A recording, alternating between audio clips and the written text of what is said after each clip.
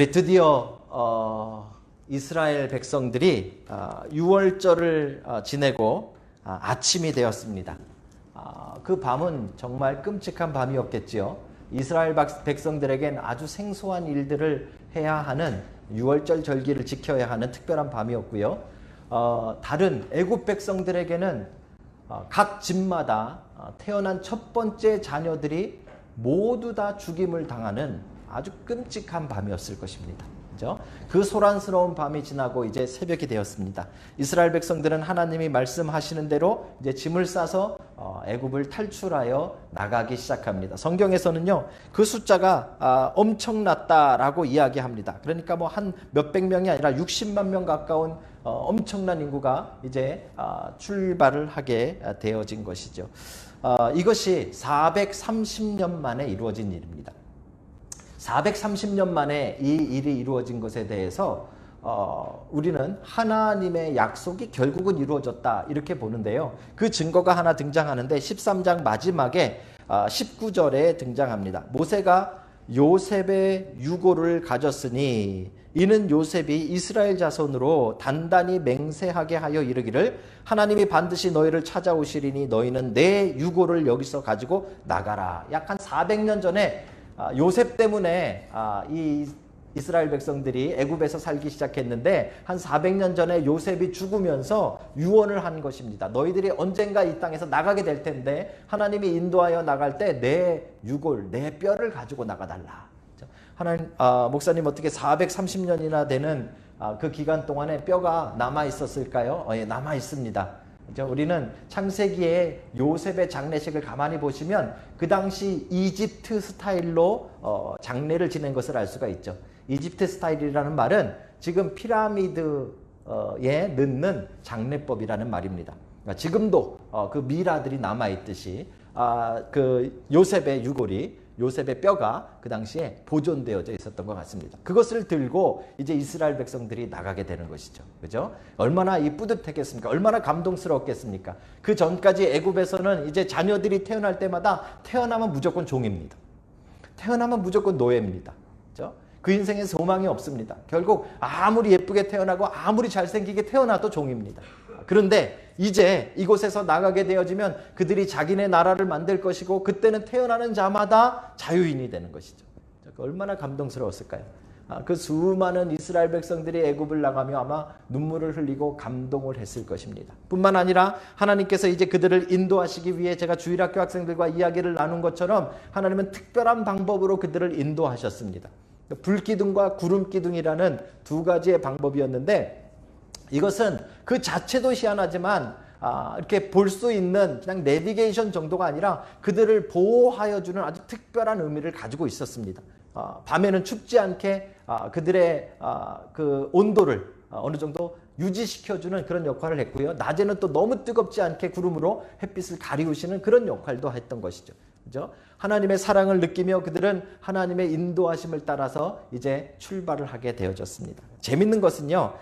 이들이 가야 하는 길은 아주 분명했는데 13장 17절에 보면 이렇게 이야기하십니다. 바로가 백성을 보낸 후에 블레셋 사람의 땅의 길은 가까울지라도, 이게 무슨 말인가 하냐면 이스라엘 백성들이 주로 살던 곳은 고센 땅이라는 곳인데 이집트 가운데서도 약간 북쪽에 위치합니다. 이 북쪽에 위치한 고센 땅에서 가나안 땅으로 들어가는 방법은 북동쪽으로 약 1시 방향으로 그냥 직진해서 올라가게 되어지면, 이렇게 비스듬히 그냥 올라가게 되면 그렇게 오래 걸리지 않고 도착할 수 있다는 말입니다. 숫자가 많았으니까 뭐 한 이틀 걸렸을까요? 뭐 하루 이틀이면 얼마든지 도착할 수 있는 그런 거리라는 것이죠. 그래서 성경에도 블레셋 사람의 땅은 가까울지라도 이렇게 표현해놨습니다. 그 길로 가면 가깝다는 것이죠. 그런데 하나님이 불기둥과 구름기둥으로 인도하시면서 그 길로 안 가고 딴 길로 인도하시기 시작합니다. 거기에는 이유가 있었습니다. 왜냐하면 블레셋 사람의 땅으로 가게 되면 전쟁을 치러야 되는데 이스라엘 백성들은 430년 동안 노동만 하는 그냥 노예였지 전쟁을 제대로 치러본 적이 없는 것이죠. 그래서 아마 전쟁을 치르게 되면 기겁을 하고 도망가게 될 가능성이 상당히 높았습니다. 제가 다시 읽어드립니다. 13장 17절 후반에 이렇게 이야기합니다. 하나님이 그들을 그 길로 인도하지 아니하셨으니 이는 하나님이 말씀하시기를 이 백성이 전쟁을 하게 되면 마음을 돌이켜 애굽으로 돌아갈까 하였습니다. 그렇죠? 분명한 이유 때문에 하나님께서 이제 그 짧은 지름길을 택하지 않고 불기둥과 구름 기둥으로 이 다른 길로 인도하여 나가신 거죠. 근데 문제는요, 한참 따라가다 보니까 앞에 홍해바다가 딱 막혀 있는 거예요. 그렇죠? 인도하시는 건 좋았는데, 인도하신 의도도 좋았는데, 근데 하필이면 간 곳이 앞이 막혀 있는 막다른 골목이라는 말입니다. 앞에는 시퍼런 바다가 있는 홍해바다 앞에까지 도착하게 된 것이죠. 그 장소의 이름은 비하히롯이라는 곳입니다. 그렇죠? 그곳에 도착해서 거기서 텐트를 치고 홍해바다 앞에 서게 된 것이죠. 여러분 한번 생각해 보십시오. 아마 먼 길을 가야 하니까 좀 경치 좋은 데 들려가지고, 그죠? 바다를 쫙 보면서 텐트 치고, 이거 우리 꿈 아닙니까? 그죠? 바다, 뭐 낚시하는 사람 낚시도 좀 하고, 야, 이제 좀 쉬었으면 가자. 이런 분위기가 될 뻔한 장소까지 갔다는 것이죠. 문제는 무엇인가 하면 앞에 홍해만 가로막은 것이 아니라 지금 이스라엘 백성들이 그 윗길로 안 가고 뺑뺑 돌아서 홍해 앞에 갔다라는 사실을 바로가 알게 된 것입니다. 그리고 바로는 즉시 자신의 최고의 군대를 출동시키게 되어집니다. 자, 그 부분이 어디 나옵니까? 7절에 보시면, 14장 7절에 여러분 성경에 쓰신 분들은 펼쳐보시면 이렇게 되어 있습니다. 선발된 병거 600대가, 이건 아주 중요한 표현인데요. 여러분 지금 이스라엘 백성들은 노동하던 사람들이 전쟁을 치러보지 않았어요. 이들이 칼이나 무기를 별로 가지고 있지 않았을 가능성이 상당히 높습니다. 그리고 그 당시가 어떤 시대인가 하면 뭐 학자마다 조금씩 다릅니다만 약 한 BC 1461년경쯤 됩니다. 그러니까 기원전 1460년이면 우리 한국으로 따지면 당군 할아버지께서 BC 2200년경에 고조선을 세우시고, 조선이 아닙니다. 고조선 세우시고 당군 할아버지께서 그 첫 번째 한반도의 나라를 만들어서 한참 청동기 시대를 지낼 때입니다. 이제 감이 오시죠? 이 청동기 시대를 지내는 그런 시대에 지금 애굽 백성들이 뭐를 준비해서 출발했는가 하면 선발된 병거 600대. 이거는요, 2차 대전으로 따지면 독일의 탱크와 같은 것이고, 지금으로 따지면 아마 뭐 핵잠수함까지는 아니더라도 엄청난 최신형 전투기 600대를 준비한 것과 마찬가지예요. 그 속도와 그 전투력 면에서는 감히 그 어떤 것도 대결할 수가 없죠. 웬만한 군대도 거기에 맞설 수가 없습니다. 그렇죠? 기동력도 빠르고요. 그렇게 바로가 준비해서 이스라엘 백성들을 쫓아간 것이죠. 왜 쫓아갔을까요? 두 가지 이유가 있습니다. 하나는 경제적 이유입니다. 바로가 생각할 때 가도 좋다라고 말을 했지만 지금 엄청난 숫자의 노동력이 빠져나가게 되면 이제 애굽 사회의 기반이 흔들리게 됩니다. 그렇죠? 경제적으로 큰 타격이 올 것을 바로는 알았기 때문에 어떻게든지 가서 주동자들은 죽이더라도 나머지들은 끌고 와서 일을 시켜야만 하는 그런 경제적 이유가 있었을 것입니다. 근데 이거보다 더 큰 이유를 저는 제 생각에는요, 아마도 정치적 이유가 있었지 않았을까 생각합니다. 지금 생각해 보십시오. 애굽에 엄청난 큰 사건이 터졌습니다. 위기가 온 것입니다. 각 집마다 아들들이 다 죽었어요. 그렇죠? 여러분 사회에 이렇게 끔찍한 일이 벌어지면 이것을 정치하는 사람들이, 나라를 이끌어가는 사람들이 뛰어넘으려면요, 이 문제를 누구에게가 덮어씌워야 돼요. 전쟁을 일으키든지. 그렇죠? 그게 누구였어요? 모세입니다. 그렇죠? 모세에게 이 모든 문제를 다 블레임하고 다 떠넘겨야만 바로가 제대로 정치를 할 수 있을 그런 상황이란 말이에요. 그래서 어쩔 수 없이 목숨 걸고 쫓아보내는 것이죠. 여러분 쫓아온 이 애굽의 군대들의 마음은 어땠을까요? 자신들의 자녀를 죽인 원수를 잡으러 가는 겁니다. 그 마음은요, 아무도 못 말릴 겁니다. 그렇죠? 고양이나 뭐 동물들도 자기의 새끼를 빼앗기면요, 목숨을 겁니다. 근데 지금 사람이, 애굽 사람들이 각 집마다 모두 자녀들이 죽은 거예요. 한 명씩. 그렇죠? 그 분노는 대단한 것이죠.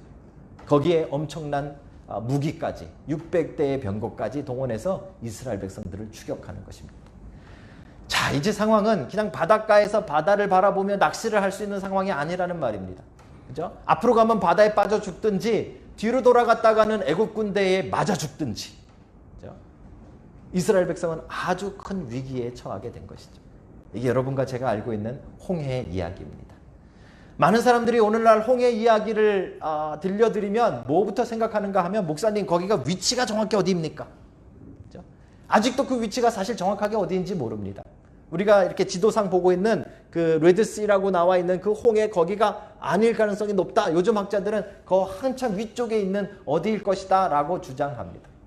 근데 여러분, 중요한 것은 오늘 성경은 홍해 위치를 알려주기 위해서 쓰여진 지리책이 아니라는 겁니다. 우리에게 다른 메시지가 있는 것이죠. 그렇죠? 이 홍해 이야기를 도저히 믿어지지 않는 자유주의 신학자들은 어떻게 이야기하는가 하면, 홍해라는 단어와 갈대라는 단어가 원어상 똑같은 발음이 나기 때문에 아마 진짜 홍해 바다를 건넌 것이 아니라 갈대숲을 지났을 것이다. 제가 여러 번 말씀드렸죠. 그죠? 자유주의 신학자들은 그렇게 생각합니다. 그럼 이해는 아주 충분히 갑니다. 그죠? 이스라엘 백성들이 어떻게 바다를 가르고 건너겠습니까? 그냥 갈대숲을 막 헤치고 지나간 것이고, 애굽은 아까 얘기했듯이 병거잖아요. 병거의 문제점이 하나 있습니다. 진흙탕에서 못 싸웁니다. 그죠? 그러니까 아마 그 갈대숲에 들어갔다가 늪에 빠져가지고 못 쫓아갔을 것이다. 얼마든지 충분히 이해할 만한 설명이죠. 그런데 성경은 그렇게 이야기하고 있지 않습니다. 이 홍해 이야기의 제일 중요한 사실은 무엇인가 하면, 홍해가 실제 실존하는 존재였다는 것입니다. 오늘 여러분들에게 하나님이 말씀하시고자 하는 것은, 이제 이스라엘 백성들이 직면하게 된 홍해는 그들의 인생에 있어서 실존하는 문제였다라는 사실입니다. 놀라운 사실은요, 하나님께서 하나님의 백성들을 지금 유월절을 통해서 만드셨습니다. 그죠? 어린 양의 피를 바른 그 집만큼은 하나님께서 구원하셨다는 말이죠. 구원받은 하나님의 백성들을 처음으로 인도하신 곳이 홍해라는 겁니다. 이걸 우리는 주목해서 봐야 됩니다. 왜냐하면 여러분과 저도 하나님께서 구원하시고 하나님의 백성을 삼으셨지만, 우리도 곧 홍해를 만나게 하시기 때문에 그렇습니다. 그렇죠? 홍해의 모습은 아마 다를 것입니다. 어떤 사람은 경제적인 모습으로, 경제적인 홍해로, 어떤 사람은 관계적인 홍해로, 어떤 사람은 또 직장의 홍해로, 어떤 사람은 자녀의 홍해로, 어떤 사람은 남편의 홍해로, 가정의 홍해로, 아마 우리가 직면하는 여러 가지 문제들이 다를지는 모르지만 분명한 것은 하나님의 백성들도 분명히 문제에 직면한다는 말입니다. 실존하는 문제예요. 그렇죠? 예수 믿으면 좋아요. 예수 믿으면 너무 좋아요. 맨날 기쁘죠. 건강하죠. 사업 잘 되죠. 자녀들 잘 되죠. 저 아멘 하잖아요. 그죠? 아멘 하시는 분들 계시잖아요. 실제로 여러분 그래요? 죄송하지만 예수 믿으면 고생합니다. 예수 믿으면 어려움 옵니다. 그죠? 예수 믿으면 정말 홍해 같은 문제를 직면합니다. 오늘 말씀 우리는 잘 봐야 됩니다. 불기둥과 구름기둥이 인도하여 간 곳이 홍해입니다. 다른 길이 있음에도 불구하고 하나님께서 인도하여 도착한 곳이 홍해입니다. 하나님이 의도적으로 하나님의 백성을 홍해 앞에 세우셨다는 걸 우린 봐야 됩니다. 여러분 인생에 홍해가 존재함을 믿는 여러분 되시길 주의 이름으로 축복합니다. 문제는 그 홍해 앞에서 그러면 믿음의 사람들이 무엇을 해야 하는가 하는 것입니다. 여러분과 제가 홍해를 만난다고 말씀을 드렸습니다. 예수 믿는다고 홍해 없는 삶을 평탄대로를 늘 가는 게 아니란 말이에요. 하나님이 홍해 앞으로 우리를 인도하신다는 말입니다. 그 홍해라는 바다를 여러분들이 만나게 될 때, 그 문제를 만나게 될 때 우리는 그럼 무엇을 해야만 이것을 건너나갈 수 있느냐 하는 것이죠. 그렇죠? 그것을 여러분 생각하시기 전에, 그러면 하나님께서 왜 이 이스라엘 백성들은 이 홍해 앞에서 도대체 어떻게 했는가, 그걸 보면 우리는 어떻게 해야 하는가 하는 것을 볼 수 있지 않겠습니까? 11절 12절인데요. 오늘 본문의 우리가 읽었던 시작 부분에 본문이 11절 12절입니다. 이게 바로 홍해 바다 앞에서 이스라엘 백성들이 했던 일입니다. 다시 한번 읽어드립니다. 그들이 또 모세에게 이르되 애굽에 매장지가 없어서 당신이 우리를 이끌어내어 이 광야에서 죽게 하느냐? 어찌하여 당신이 우리를 애굽에서 이끌어내어 우리에게 이같이 하느냐? 뭔 말입니까? 홍해 바다 앞에서 이스라엘 백성들이 지금 하고 있는 것이 무엇입니까? 원망과 불평이라는 것이죠. 이걸 우리는 잘 보셔야 됩니다. 원망과 불평은 그냥 자연스러운 일이 아님을 우리는 봐야 됩니다. 왜냐하면 지금 6월절이라는 그 특별한 그 통로를 통해서, 방법을 통해서 우리가 구원이라는 것을 획득했다라는 걸 지난 시간에 나눴는데, 구원은 분명히 하나님의 능력이지만 그것을 우리가 수납하기 위해서 뭐가 필요하다고 했죠? 믿음과 순종이 필요하다 했잖아요. 그렇죠? 우리는 믿음과 순종이라는 그 첫 발자국을 띄어서 하나님의 백성이 된 사람들이에요. 그렇기 때문에 우리를 무너뜨리기 위해서는 믿음과 순종의 정반대인 원망과 불평으로 사단이 우리의 마음을 바꾸는 거예요. 그렇죠? 구원의 길은 계속해서 믿음과 순종의 길을 가야 되는 거예요. 그게 우리의 첫 발짝이었고 마지막 발자국이 될 것이에요. 그런데 사단은 우리를 거기서 미끄러뜨리기 위해서 계속해서 무엇을 하는가 하면 계속해서 원망과 불평의 마음을 넣어주는 거예요. 그런 면에서 본다면 이스라엘 백성들이 지금 하고 있는 것은 단순히 그냥 자연스러운 현상이 아니라 지금 자신들의 구원이 흔들리고 있는 상황이에요. 분명히 믿음과 순종으로 하나님의 자녀가 됐음에도 불구하고 지금 그들의 마음은 원망과 불평으로 가득 차서 지금 그 구원 자체가 흔들리고 있는 거예요. 그게 바로 홍해라는 문제입니다. 사랑하는 성도 여러분, 우리도 이것을 잘 봐야 됩니다. 원망과 불평은 결코 홍해를 건너갈 수 있는 방법이 되지 못합니다. 여러분과 제 안에 원망과 불평이 시작될 때 우리는 깨달아야 됩니다. 우리가 홍해를 만났구나. 이게 아니지. 이 방법이 아니지. 그렇죠? 만약에 여러분들이 계속해서 그 원망과 불평 속에 살아가고 있다면 결국 홍해 앞에서 주저앉고 말 것입니다. 우리가 해야 할 일은 따로 있기 때문에 그런 것이죠. 자, 홍해 앞에 도대체 우리가 무엇을 해야 되는가? 홍해 앞에서 어떤 일을 해야 되는가? 그 답을 찾으려면 반대로 하나님이 우리를 왜 홍해 앞에 넣으셨는가를 보시면 되잖아요. 그렇죠? 원망은 아니었어요. 우리가 해야 할 일이 원망과 불평은 아니란 말입니다. 그러면 도대체 무엇을 해야 되는지, 하나님이 왜 우리를 홍해바다 앞에 이끌어 가셨는지, 왜 그 문제 앞에, 왜 구원이 흔들릴 정도로 힘든 그 문제 앞에 내가 서게 하셨는지 하나님의 의도를 찾아내시면 되잖아요. 그렇죠? 그 부분이 오늘 본문에 등장되어져 있습니다. 4절인데요.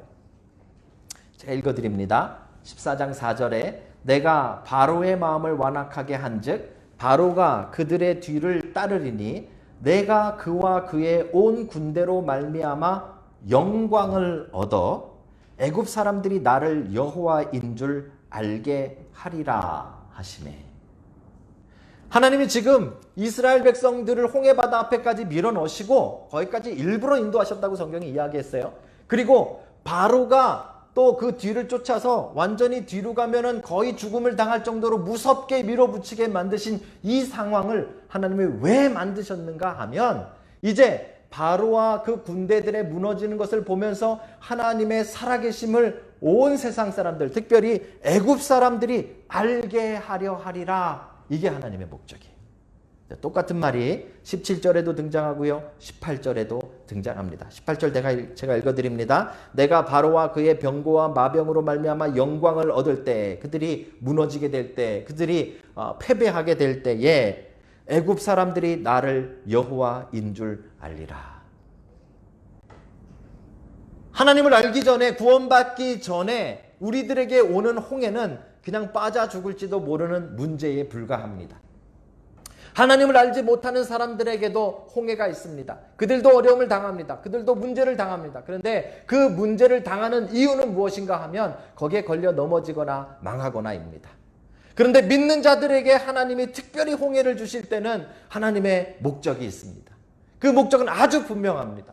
하나님께서 그 홍해의 바다를 가르시고 그들을 거기서 건져내심을 보여주심으로 말미암아 그들이 하나님을 아는 게 아니라 온 세상이 하나님이 누구신지를 알게 하기 위함이다라는 것이죠. 이것을 전시 백성이라 합니다. 전시 백성은 전쟁 중의 백성이 아니라 디스플레이 된 백성. 하나님의 백성은 어떤 사람들인가 하면 이제 불을 켜서 등경 아래 두지 아니하고 등경 위에 두나니 온 마을이 그 불빛을 보게 될 것이다 라고 말씀하신 것 같은 삶을 살게 될 것이라는 말입니다. 그 말은 우리가 하는 일마다 다 잘 된다는 말이 아니라, 우리가 하는 것마다 다 건강해지고 사업마다 대박 난다는 말이 아니라, 여러분들이 홍해를 만날 때마다 하나님이 어떻게 건지시는가를 보여주심으로 하나님이 살아계심을 세상에 보이시겠다는 말입니다. 우리 인생은 이제 그것을 위해 존재하는 것입니다. 구원받았다라는 말을 여러분 오해하지 마십시오.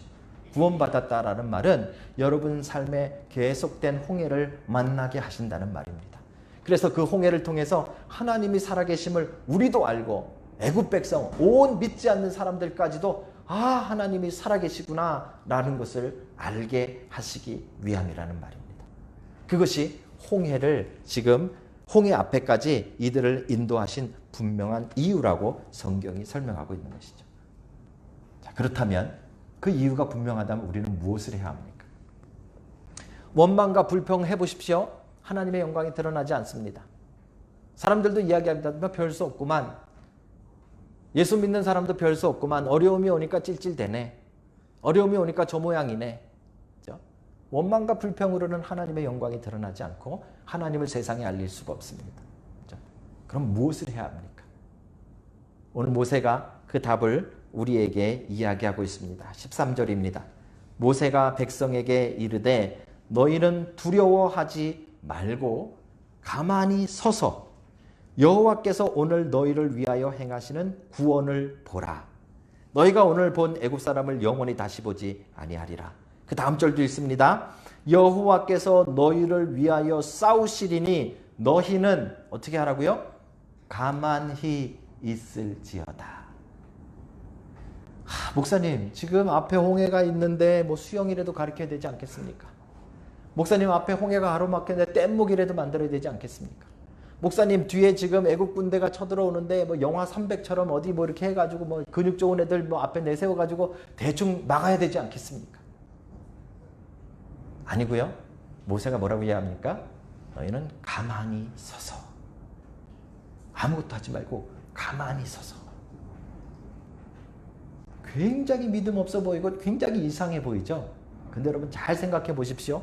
여러분이 홍해를 만났을 때, 어려운 문제를 만났을 때 진짜 하나님의 실존하심을 믿는 사람, 문제가 진짜 실제인 것처럼 그 문제에서 우리를 건지실 하나님도 실제 하나님, 살아계신 하나님이라는 사실을 분명하게 믿는 사람은 기다리고 볼 수 있습니다. 그렇죠? 그걸 못하는 사람은 뭐예요? 하나님을 온전하게 믿지 못하는 겁니다. 그래서 어떻게든지 뗏목이라도 만들어보고 수영이라도 가르쳐보고 뭐 구명조끼라도 나눠줘보고 뭔가 하면 여기서 살아날 수 있을 것이라고 생각하는 것이 보통 우리의 생각입니다. 그런데 정말 하나님의 능력을 믿는다면, 정말 하나님의 살아계심을 믿는다면, 정말 하나님이 실존하시는 하나님임을 믿는다면 가만히 서서 볼 수 있는 것. 엄청난 믿음입니다. 그렇죠? 여러분 뭐 하는 것보다 안 하는 게 더 힘든 거 다 경험해 보셨잖아요. 코로나 이 록다운 때 아무것도 안 하니까 죽겠죠. 그렇죠? 이게 제일 힘든 일이에요. 그런데 이런 문제 앞에서는 가장 믿음 있는 사람이 할 수 있는 것이 가만히 서서 하나님이 행하시는 구원을 보는 것입니다. 여러분들에게 그 놀라운 은혜가 있기를 주의 이름으로 축복합니다. 1996년도에 제가 이민을 왔습니다. 제가 이민 오면서 했던 말씀 여러 번 말씀을 드렸었는데, 제가 따져보니까요, 나이가 그때 25이었습니다. 만 25인데, 이제 혼자, 부모님들은 좀 상황이 안 좋았는데, 저 혼자 이제 이민 오기로 결정을 한 것이죠. 몇 주 전에 제가 저희 아버님 말씀을 조금 드렸었는데, 그때는 아버지가 이제 조금 살아계셨고, 건강도 뭐 그렇게 나쁘지 않으셨습니다. 그런데 이제 여러 가지 상황들이 너무 어려운, 경제적으로 어려운 상황에 계셨죠. 그 아버지가 이제 저 출발하는 날 가족들과 를 이렇게 앉혀놓고 마지막에 기도를 하고 저를 이제 그 뉴질랜드로 보내셨습니다. 뭐 25살, 지금 생각해보면 저는 그때 나이가 좀 많았다고 생각했는데, 지금 생각해보니까 우리 청년들을 보니까 25살이면 참 그죠? 애다, 그죠? 참 그 나이에 뭐 답사도 한 번 안 가봤으니까 뭐 가보지도 않은 나라에 가방 달랑 2개 들고 이민 가겠다고 나서는 아들을 보면 참 가슴 속이 터졌을 텐데 그날 아버지께서 기도하시면서 반지를 커플링을 한 쌍을 이렇게 해오셨어요. 그리고 제 여자친구에게 끼워주시고 그다음 저에게 끼워주시고 상황이 어려워서 약혼식 같은 건 못하지만 이 반지라도 이렇게 좀 주시고 싶으시다고. 그건 참 언제 구하셨는지 이렇게 구해 오셨더라고요. 돈도 없으신데 참 감동스러웠어요. 물론 그때 그 반지 낀 사람이 지금 저랑 같이 사는 제 아내인가. 이게 뭐 그게 아니면 그 영원한 비밀에 붙였겠죠, 그죠? 그 반지 낀 분이 다른 분이었으면 이게 영원한 비밀 속에 감춰졌겠지만 다행히 그때 꼈던 분이 지금 저랑 살고 있으니까 이렇게 말씀드리는 거예요. 그죠? 그렇게 해서 저는 이제 이민을 가는데 아버지가 공항에 못 나오시겠다 하시면서 현관 앞에서 저를 이렇게 안아주셨어요. 그래서 저한테 한마디 하셨는데 이렇게 말씀하셨어요. 가서 너무 힘들거든 돌아와라. 네? 성공 안 해도 되니까 힘들면 돌아와라. 근데 저는 이렇게 안고서 이렇게 귀에다 대고 말씀하셨는데요. 그 말씀이 그렇게 좋았어요. 그죠? 여러분 25살에 가방 2개 들고 뭐 여기 다 이민 오신 분들이니까 그죠? 덜렁 답사도 안 해본 날에 공항에 뚝 떨어졌는데 뭐 어떻게 살아야 될지 얼마나 황당했겠습니까? 그죠? 그런데 어려운 일이 정말 많았죠. 여러분들 다 겪으셨잖아요. 그래서 제가 젊은 청년들 여기 혼자 와서 그냥 바둥바둥 거리는 거 보면 참 짠해요. 저 고생을 왜 사서 할까? 그렇죠? 그런데요, 그렇게 그 많은 어려움들을 막 겪을 때마다 저는 마음이 어땠는가 하면 안 되면 돌아가면 되지. 안 되면 돌아가면 되지. 뭐 돌아가도 사실 뾰족한 수는 없습니다만 그래도 아버지가 돌아오라 그랬으니까 안 되면 돌아가면 되지. 그런데요, 지지난주에 말씀드린 대로 저희 아버님이 2001년도에 돌아가셨습니다. 간부전증으로 소천을 하셨죠. 그리고 나서 다시 돌아와서 저는 여기에서 제 삶을 사는데요. 그때부터는 상황이 달라진 거예요. 계속된 어려움이 있죠. 계속된 문제들이 있죠. 그런데 예전에는 아직 거 안 되면 돌아가면 되지 이런 생각이 있었는데 그 다음부터는요. 문제를 만날 때마다 그 심각함과 그 무거움과 그 부담감이 몇십 배가 되는 거예요. 왜요? 난 여기서 실패하면 갈 데가 없는 거예요. 난 여기서 실패하면 갈 데가 없는 거죠. 그러니까 막 부담스러워. 그걸 생각할 때마다 막 힘든 거예요. 얼마나 많이 어려운 일들이 있었겠습니까? 여러분들 다 겪고 계시잖아요. 부목사 하다가 그만두고 나서 카페 클리닝도 하고 뭐 소독약도 뿌리고 얼마 전에 누가 바퀴벌레 얘기하시길래 제가 막 설명을 들었더니 목사님이 바퀴벌레에 대해서 왜 이렇게 잘 아세요? 1년간 약 뿌리고 댕겨서 그랬죠. 그 어려운 일들을 막 겪으면서 한 가지 깨달은 게 있어요. 그렇죠? 홍해는 열리더라고요. 그렇죠? 우리 안에 정말 죽을 것만 같았던 일들. 정말 하나님 이거는 정말 도저히 감당을 못하겠습니다. 하나님 정말 너무 힘듭니다. 이건 내가 못하겠습니다. 라고 말했던 그 모든 것들이 결국은 열리더라고요. 그렇죠? 여러분 다 경험하고 있지 않습니까? 홍해 앞에 서서 우리들이 할 수 있는 건 아무것도 없습니다. 그렇죠? 한두 번 서는 것도 아니고 이제 계속해서 여러분 그렇게 홍해 앞에 선다면 이제쯤은 이제 발부둥 치지 않고 지금쯤은 이제 더 이상 뭔가 하려고 하지 않고 하나님이 살아계심을 믿고 하나님이 역사하심을 믿고 하나님께서 이 홍해를 여실 것을 믿고 서서 바라보는 믿음이 우리에게 있어야 되지 않겠습니까? 그렇죠? 그런데도 아직도 우리는 홍해를 만나면 원망합니다. 저도요. 아직도 홍해를 만나면 불평합니다. 하나님 꼭 이렇게까지. 그렇죠? 하나님 꼭 이 일을 이렇게까지. 그때마다 하나님은 모세를 통해서 우리에게 이렇게 말씀해 주고 계신 것입니다. 너희는 두려워하지 말고 가만히 서서 여호와께서 오늘 너희를 위하여 행하시는 구원을 보라. 여호와께서 너희를 위하여 싸우시리니 너희는 가만히 있을지니라. 사랑하는 성도 여러분, 홍해를 만나셨습니까?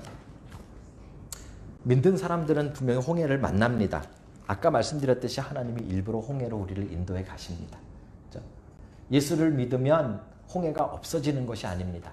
홍해를 만나게 되는 것이죠. 그렇죠? 근데 분명한 것은 하나님께서 그때그때마다 그 홍해를 여실 것입니다. 그렇죠? 그것을 경험하고 그것을 통해서 하나님이 정말 내 삶에 이렇게 역사하고 살아계시다는 것을 세상에 보여주며 살아가야 되는 것이 바로 구원받은 백성들의 삶의 모습인 것이죠. 여러분 삶의 홍해는 무엇입니까? 여러분들이 정말 뒤로 갈 수도 없고 더 이상 앞으로 갈 수도 없고 정말 감당하기 힘든 그 문제들은 무엇입니까? 홍해가 실존하는 것이라면 하나님의 능력도 실존하는 것임을 믿으시기 바랍니다. 홍해가 어려우면 어려울수록 하나님의 능력은 크실 것입니다. 자, 홍해가 여러분의 마음을 아프게 하면 할수록 여러분이 느끼실 그 하나님의 능력은 더 크고 더 감격스러운 것을 여러분 믿으시기 바랍니다. 오늘도 홍해 앞에 서서 하나님 앞에 원망과 불평을 내려놓고 그렇죠? 하나님의 얼굴을 바라보며 하나님께서 그 홍해를 여실 것을 기대하고 소망하는 믿음의 사람들이 다 되시기를 주의 이름으로 축복합니다.